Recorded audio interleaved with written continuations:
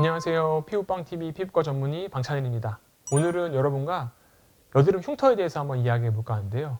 흉터라는 거는 우리 피부 조직에 상처가 생기고 이게 회복이 되면서 피부가 변하는 것을 의미를 하는데요. 흉터 종류가 굉장히 다양하게 많이 있습니다.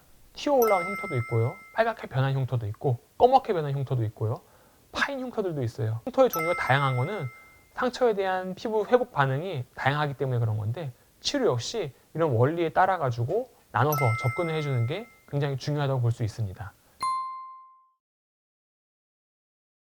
우리가 10대 때부터 여드름이 나기 시작하는데요. 이 여드름이 한두 번 나는 게 아니라 오랜 시간 동안 반복적으로 여러 번 나게 됩니다.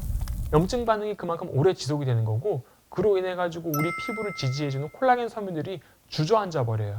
그렇기 때문에 대부분 여드름이 왔다 간 자리에 파인 자국들이 생기는 거고요. 어쨌든 치료는 이런 파인 자국들의 새살을 차오르게 해주는 게 치료의 핵심이다 라고 보면 될 것 같습니다. 저는 살이 차오르게 하기 위해서 보통 한 4가지 정도의 방법을 사용하는데요. 레이저, 그리고 화학적 자극, 물리적 자극, 그리고 콜라겐 주사, 이런 4가지 방법을 사용하고 있습니다. 레이저부터 간단히 얘기를 해보면은 우리가 흉터 레이저라고 얘기를 하기도 하고요. 프락셀이라고 얘기를 하기도 하는데, 강력한 에너지를 잘게 쪼개가지고 진피층까지 전달을 해가지고 콜라겐 재생이 될 수 있도록 도와주게 하는 게 흉터 레이저의 핵심입니다. 종류가 굉장히 다양하게 여러 가지가 있어요. CO2 프락셔널, 어뷸 여과 프락셔널, 어뷸 글라스, 니들 RF, RF 프락셔널, 요새 나온 피코 프락셔널, 이런 것들이 있는데 각각의 레이저 기전에 따라 가지고 후처치나 관리 같은 게 다르기 때문에 그런 부분들은 제가 추후에 한 번 더 설명을 드리도록 하겠습니다. 화학적 자극 같은 경우에는 우리가 도트필이라고 얘기를 합니다. 약품을 도포를 하게 되면은 이 약품이 흡수가 돼가지고 진피층의 콜라겐 섬유를 재생시켜줘가지고 살이 차오르게 해주는 거고요. 물리적 자극 같은 경우에는 염증이 반복되다 보면은 어느 순간 진피층끼리 떡이 돼가지고 들러붙어 있는 경우들이 있어요. 아무리 열심히 치료를 해가지고 살이 차오르게 하려고 해도 밑에서 바지가랑이 잡고 있으면은 못 올라오겠죠. 그런 것들을 물리적으로 끊어주는 거예요. 그래서 어떤 니들이라든지 칼을 이용을 해가지고 밑에 들러붙어 있는 유착된 섬유들을 끊어주는 게 서브시전이라고 하는 겁니다. 마지막으로 이제 요새 새로 나온 것들이 생체 적합 물질인 콜라겐 주사인데요.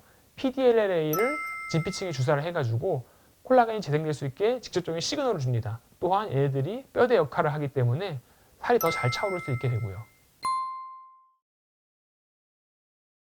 말씀드렸던 이런 여러 가지 좋은 치료들을 복합적으로 해가지고 한 달에 한 번씩, 저는 기본 한 5회 이상 치료해보자 말씀을 드립니다. 치료하는 도중에는 제일 중요한 게 여드름이 안 나는 게 굉장히 중요한 부분이고요. 꾸준히 반복적으로 치료하는 게 어떤 치료에 좋은 결과를 낼 수 있는 키포인트인 것 같습니다. 흉터 치료, 프락셀 치료 얘기를 하면은 얼굴이 예민해지고 붉어지고 이런 거에 대해서 걱정을 많이 하시고 무조건 꺼려 하시는 분들이 있는데, 요새는 그런 부분에 있어서 많이 극복이 되고 개선이 됐기 때문에 크게 걱정 안 하셔도 될 것 같아요. 하지만 통증에 대한 부분이 아직까지 좀 있는데, 대부분 환자분들이랑 얘기를 해보면은 피부결이 매끈해지고 좋아지는 거가 있어가지고 통증에 대한 부분은 크게 걱정 안 하셔도 된다, 이렇게 말씀을 하시더라고요. 오늘은 흉터 치료에 대해서 알아봤습니다. 여드름 흉터 치료 더 이상 방치하지 마시기 바랍니다. 감사합니다.